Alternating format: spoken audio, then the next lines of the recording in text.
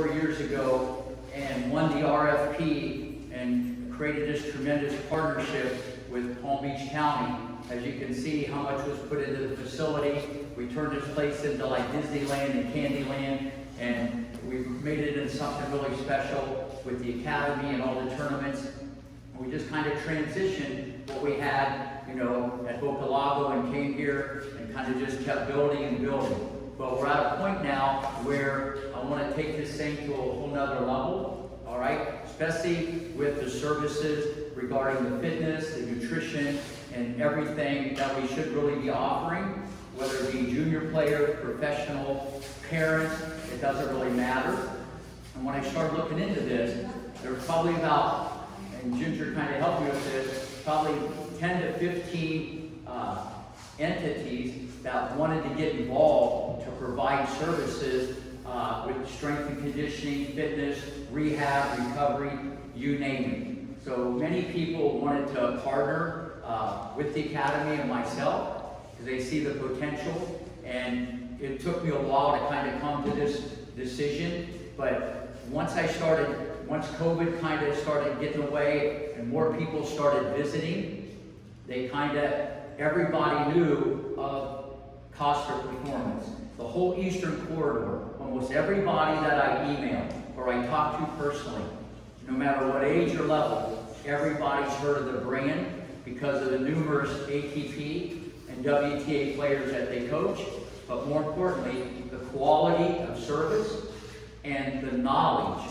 that they have in this field. But I think the wild card, which goes hand in hand with Rick Macci and everything I believed in, was caring about that person and providing that service. And more importantly, having a collaboration, a partnership, a friendship, okay, besides a relationship with your child, because what happens in the fitness area then has to transform onto the tennis court. And that only happens with amazing communication, not only with myself, but the other coaches. Because at the end of the day, it's not about them or myself. It's about the player. It's about the student. So what we're going to do tonight, Costa Performance is going to come in here. We're going to have an amazing gym. There's going to be a multitude of services offered here and at their other location. But at the end of the day, I'm more than excited because what's going to happen is going to benefit you guys and your kids. So I'd like to turn it over to Cassiano, and he's all part of the family now, so I want you to welcome all his team. Showtime.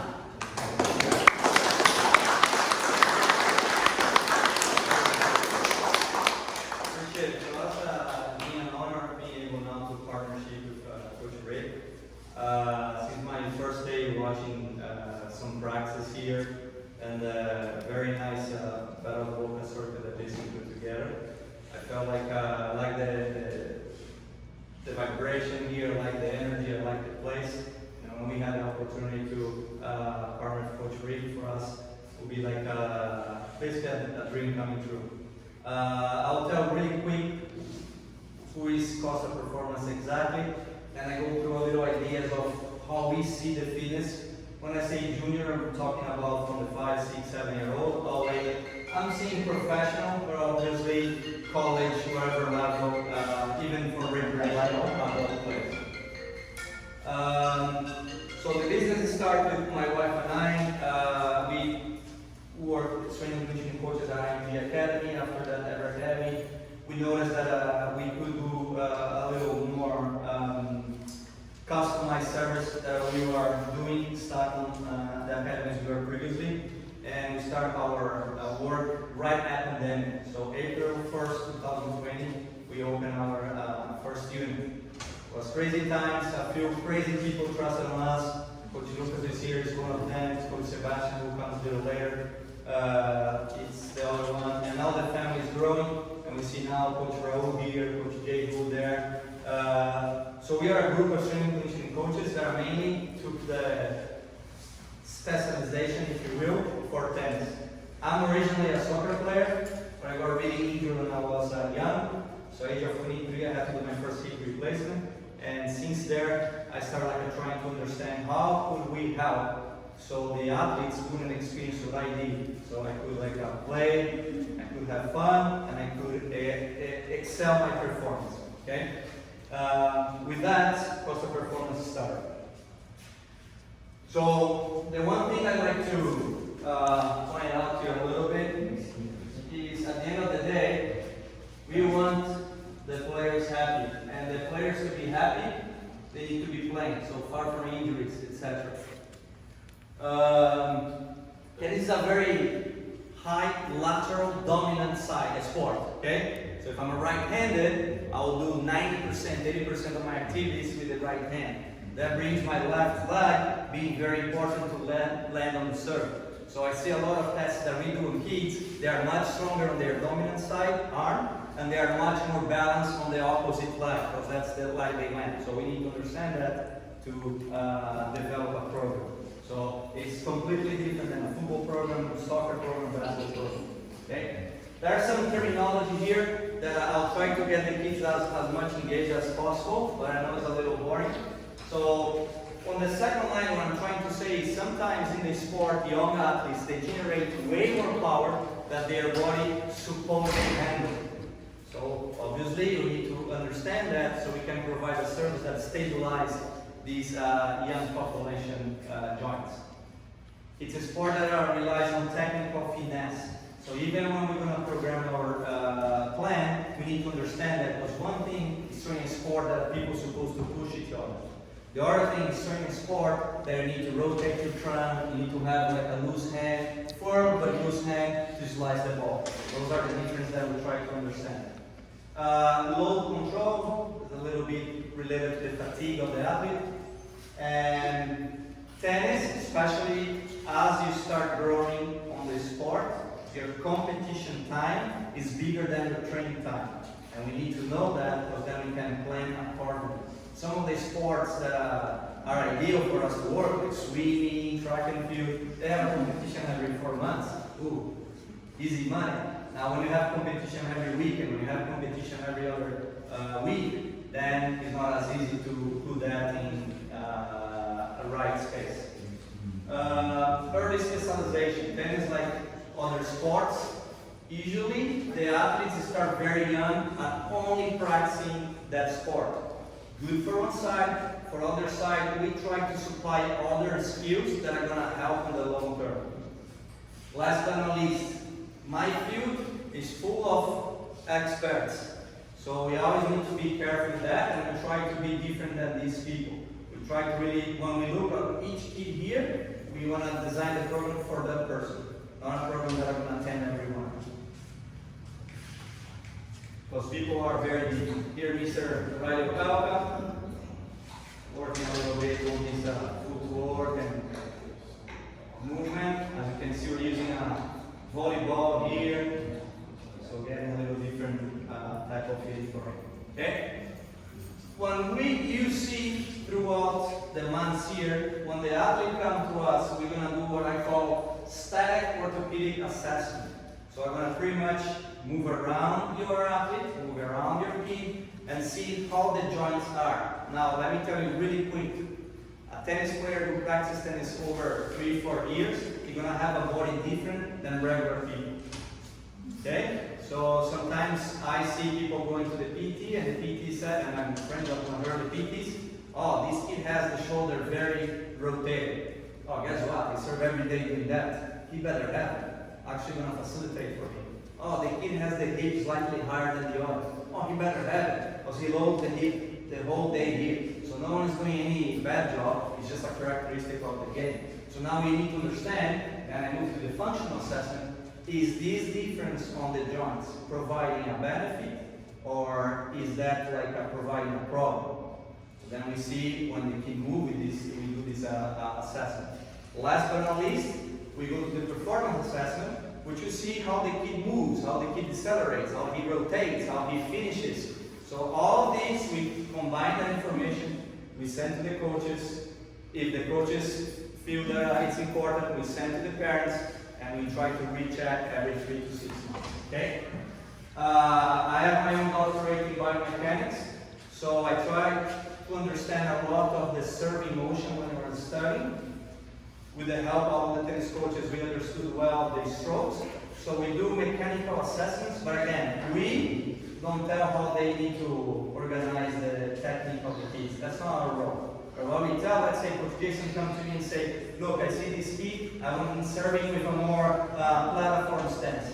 So okay, I'm going to take a look on him and say, Coach Jason, give me just a couple months to work on his glutes so he can sustain properly here, and then he does the adjustment. Simple like that. I don't touch the technique, that's not our role. We try to understand that there is a difference between boys and girls in their development. Actually, the girls normally develop a little bit faster than the boys, so you need to understand that for the training. But also, the model of playing is a little different between boys and girls. The girls tend to stay longer on the points, so we need to understand that for fatigue control and type of training. We say joint mobility and stability work. There are some type of exercises that are from who is seen from the outside, saying, what are they doing? Oh, they're doing circles in the shoulder? Why does it help my feet? Oh yeah. So when I'm going up here, I'm doing a half circle. So I better have a good mobility. Because if I don't have it, somewhere I'm going to compensate. And then I'm going to lose the technique. So we work a lot on this joint mobility, joint stabilization, lots of midsection core strength, and then regular strength training. Now, a couple of things that we're going to discuss really quick here, okay? Weights are dangerous for kids. Not necessarily. Okay? Bad technique is dangerous for kids. Okay? Actually, the weight promotes a lot of bones benefit. Oh, weights make kids short. Oh, I need to tell that to the basketball players that play with weights since the age of 7 and 8. Okay? Weight make people slow. We're gonna tell that to the track and field sprinters because they touch weights since they're 7 and 8. Bad exercise, dangerous. Good exercise, positive. We promise that we understand what we're doing. That's Mr. Tommy Paul back in the day on the St. Pete. Just saw him training for the Davis Cup today. That's my other son there. Still helping to injury prevention. As I said, along with the tennis coaches, we do stroke analysis, so we touch on the physical part. We'll bring a support team that are going to help us, okay? With physiotherapists, chiropractors, osteopath, all the muscle recovery work. Okay, reason why? The new generation is slightly less, how to put that, movement busy than my generation was, for example. Yeah, I've been raised on the street, playing and running on the street. I played several sports. The new generation doesn't experience much PE in school. They don't play much outside. So with that being said, their body are not as coordinated as the older athletes per se. Okay? With that being said, they generate stiffness easier than my type of generation. So it's important that we are able to provide with the right professionals the work to release that stiffness. So that's another take for the injury prevention process. The performance data collection for roller control, to not get so scientific on it, you see your kids gonna have a little tracking survey that we do, checking sleeping quality, weight assessment, just to see their peak, the height, the peak, weight, and see the maturation stage they are, and blah, blah, blah. Sleep control. Kids, I know we all love Snapchat, and we love Roblox and all that good stuff, but if you don't recover, very hard to perform. So we'll make sure you guys are doing a good job on that section, okay? I'm not good in Roblox, my son is. Okay. Mr. Jason Brucey. So we're going to do a lot of corrective exercises to help. We're going to find the weak links on your athletes, and we're going to try to stabilize that as fast as we can. We'll do some warm-up routines, okay? Especially for competition time. Because what happens sometimes they will compete outside of here, and we won't be there with them. So as long as they have that routine previously learned, they can perform on their own. The recovery work, as I mentioned, we'll try to make the session always with entertainment. Okay? I'm a truly believer that to do things right, you don't need to be with a straight face the whole time. You can do it with a lot of fun. And I've seen Coach Rick working here in the last, I don't know, 20, 25 years, and he provides that great information full of entertainment. And we're going to try to keep that a good atmosphere here. LTAD stands for Long-Term Athletic Development. I wish I could make a better athlete in 2 days, Coach Rick. I'll charge $100,000 for my session, right? If I need only 2 days. That's impossible. It's a long process. All that I ask for you guys, be patient. Okay? Be patient. It doesn't change things like that, right? Amazon Prime is the only thing that he gets in 2 days. Everything else takes a little longer than that. Jenson Brooksby, for example. Young man now is 40-something in the world, still a work. Let's say Coach Rick comes and says, so you're going to work 2 weeks, have 2 weeks of tournament, 2 weeks of tournament, so we know how long we have transition, competition to competition. We try to kind of coordinate his work. We've seen which are the major injury happenings in the last 10 years. So we'll try to create programs that avoid that. I'll let you know straight away. We assessed 1,200 athletes in different academies in the US. And we saw 3 things that happen a lot. Ankle sprain, the majority of the times it's a fault of the shoe. Lower back pain, then any possibilities that can happen. Wrist and shoulder pain. So we are aware of that already. We'll come with some programs that try to facilitate the non-occurrence of these situations. We talked about Coach Jenson, his coach. They are there in Sacramento, practicing. Okay, I'll skip the grass. At this age, we don't play much on grass, right? Let's go for the hard court. 46% of the points are playing the baseline, so not that much. And that's actually decreasing because the quality of the service increasing. On the fastest courts, it's even less than 35% nowadays. The contact point is hip and shoulder. So we understanding this, we can get good exercises for them. I'm going to give a quick example. Okay?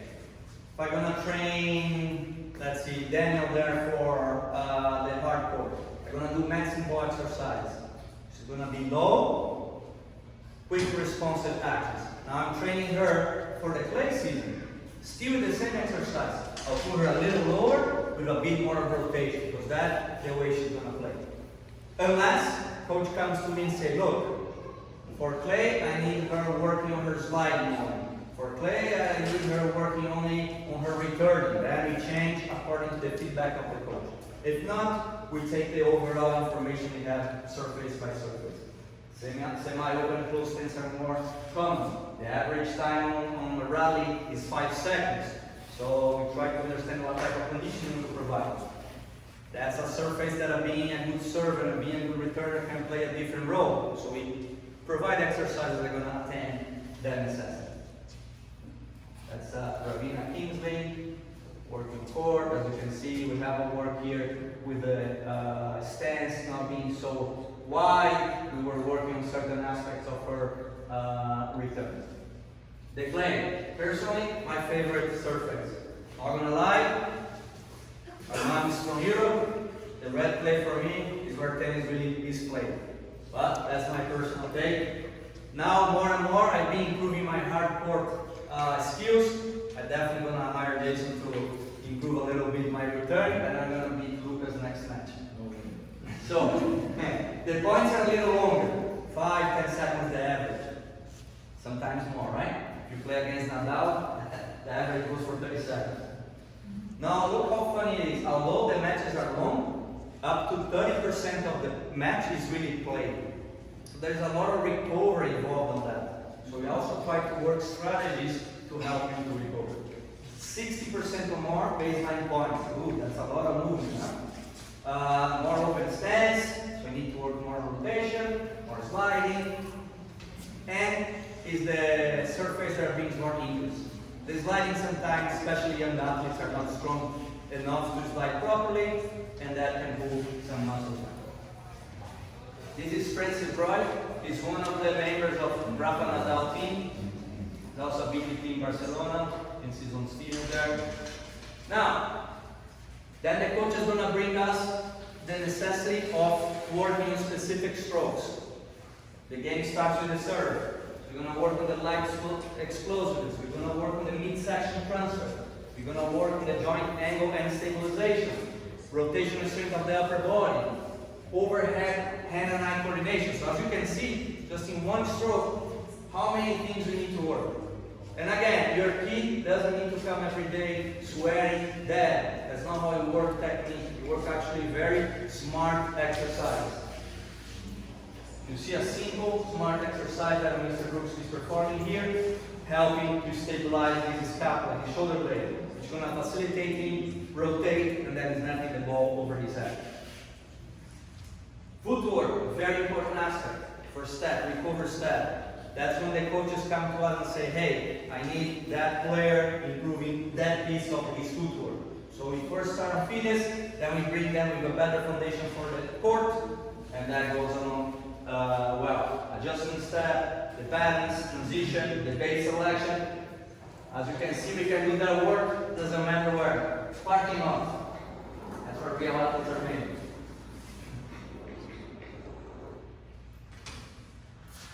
Now, going to the strokes, see there is any muscle imbalance that impact why that stroke needs more development. We see the joint stability, that's important in all of the strokes.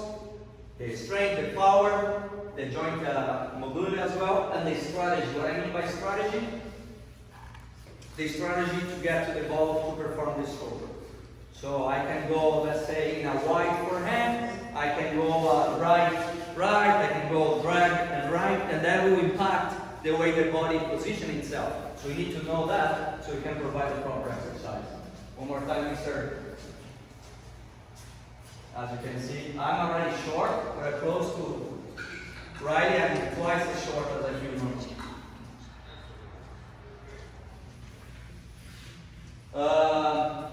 Then the tactics, I'll skip the load control for you guys now, block selection for now, conditioning for recovery, conditioning for the way I play. If I'm more a baseliner, I need a certain type of conditioning. If I'm fastest player, I need more the recovery piece, the power, the stability, the stroke development, everything. That's Son Stevens, who recently won a tournament in Mexico. And you can see using the squash court. The beautiful thing of being born in Brazil, it's not every day that we have beautiful facilities that you can find here. So you need to be more creative. And here I think is paradise for me because we have so much at our disposal that we're gonna even start creating new exercises that we need. Recovery, the invisible training. Quality versus quantity. If quantity matter to be good at something, I'll be great at golf. Because I played so much, but I'm terrible. On the other hand, I did some quality training for table tennis, and now I'm kind of seat number one at the gym. So quality over quantity every time. Doing our assessment, we understand the type of exercises we need to provide for the injury prevention, and you see through the next months the type of technology we use in order to facilitate that type of recovery.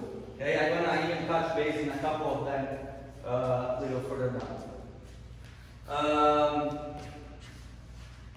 The nutrition part. So I'm lucky in a way, and lucky the other way, that my wife is a nutritionist. Lucky because she can provide the service for you guys. Unlucky, every time I'm gonna grab a bite of pizza, she reminds me. So can get the best, right? We're gonna see here hydration levels. That's very important. We're in Florida. This is crazy. Okay, we need to hydrate. We need to have all the electrolytes on. If the need is shown up, we suggest implementation strategies. The kids will see, will start from the next week on. They're all gonna have a little survey that they fill up, very simple, on the phone or in the paper, telling us a little bit about how their body is, so that we can predict if there is any case of dehydration before the severe dehydration happens.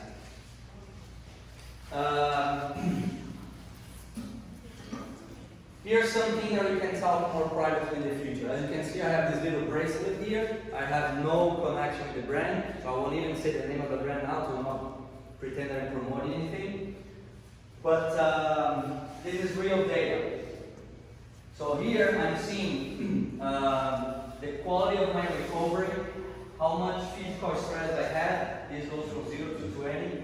Then I can see the amount of hours I slept. By the way, this is my personal number here. Then I can see the stages of sleep, how much I spent on each. So we see the quality of sleep, first step. Along with that, that gives me feedback on court. So I'm going to give you a real example, right? We have Katie Holinets competing in California. If I call her and say, how you feeling? She's going to say, good. How was the practice? Okay. Right? Similar to what your kids ask me, how was the school? Good. Cool. Okay. So that's not the information for me. This gives me exactly what she experienced on her practice.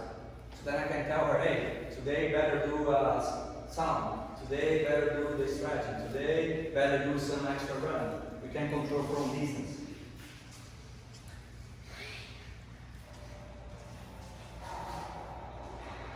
Okay, video's not there, that's good. Few things that we'll try to bring here, okay? As I said, first osteopathy and the chiropractor. We're probably gonna bring either an infrared sauna or a cryo sauna. Those are machines, kind of capsules that you go on the side. You don't need to do anything. You stay there, 3 to 7 minutes, does the job for you. Very good to help recovery from practices, from games, from tournaments. Then there are a few more advanced where we plan to have in the future, which is the hyperbaric and the magnetic chamber. Two things that Djokovic made very popular a few years ago. Then you see us with some compression therapy. So those are like leg sleeves, hip sleeves, and shoulder sleeves to help the recovery. Vibration type of devices, electrostimulation, myofascial release, you name it.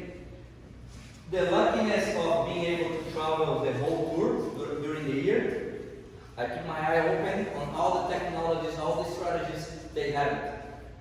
If I see something different that we don't have it, we try to get it. So we'll try to provide you what these top players are having across the world. Here, everything is ahead. Now, I'll skip that one just 1 second, that's too technical. That's Riley on the soccer field right there. That's afternoon before the release of the movie. I was running to mid shape there. I went there. That's all here. I went there. You did? Yeah. It's good there, that's cool. Okay. From this part here, I'm going to take one thing, because this is more oriented for the professional players. As you can see, home training cycle, traveling cycle, facilities and equipment. If the players here go on vacation, go to compete outside, we'll try to make sure that they keep their level of fitness, that they don't lose. Okay, and as I said, we're creative. The other day, one of the players went to a place and they say, there is nothing here. I said, there is a hotel room. Yes. So you got exercises for you. To try to keep the kids active. Okay, and last, it's time for the kids to rest. As you can see, this is inside the hotel. There was no gym. We created. She's not dancing, she's doing exercise, I promise.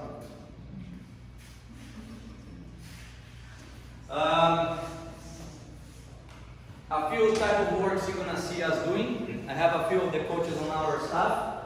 They are really, really good on helping speed, agility, and coordination. If I have to pick some of the capacities that are important on the athleticism for tennis, I'll say those three. Because I've seen players that are not that strong. I've seen players that they cannot jump that good. But barely, I've seen good players that are not agile, they are not fast, and they are not coordinated. The sport is really hard. I played a simple sport, soccer. Ball comes, passes back, done deal. Tennis, a lot of things going on, just like life. So we focus on these 3 categories. Alright, we're gonna do this challenge here. Huh? Let's see who got this. But for you guys, I'm gonna do the eyes closed. Okay, this is so you guys have an example how we work. Of course, as a professional player, but we try to not get to the monotony of the same thing the whole time. I honestly think that won't work in the development of young athletes. So you see, you will be changing all the time, changing all the time. Now, it's not that change, we wake up and decide, you know what, today I'm gonna do certain things. This is the great Coach Sebastian right there. No, we have a plan. Each week, we have divided by the days. Each day, what they're gonna work. We do changes due to weather, right? We plan something outside. It rains, we come inside. We have changes due to injuries. Let's say I had planned some jumping exercises for him, but he has an ankle broke. So we need to change the plan. Or we have a change if the coaches tell us, look, we would like you focusing on this or that today. But it's planned, and I promise there is no monotony with us. See Coach Sebastian work hard here?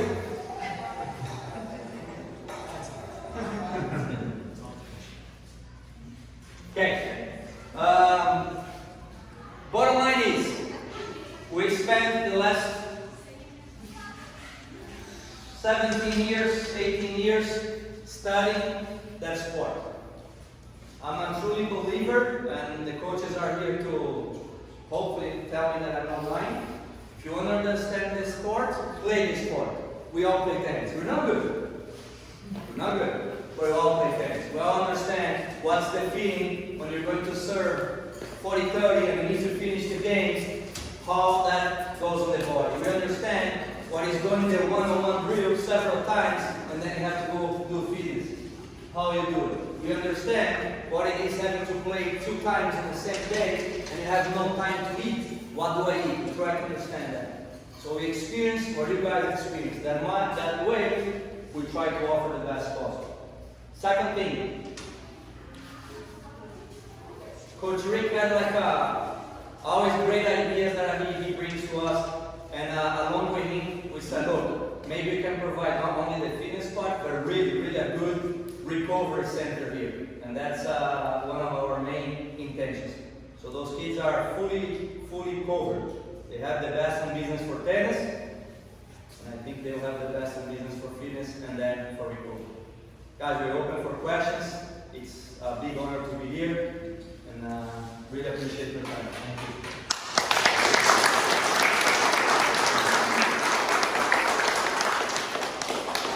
And a lot of you that have heard me on the court say this many times, when you hit a good shot or I see a lot of improvement, you hear me say this a lot. There's a new sheriff in town. All right, welcome to the team.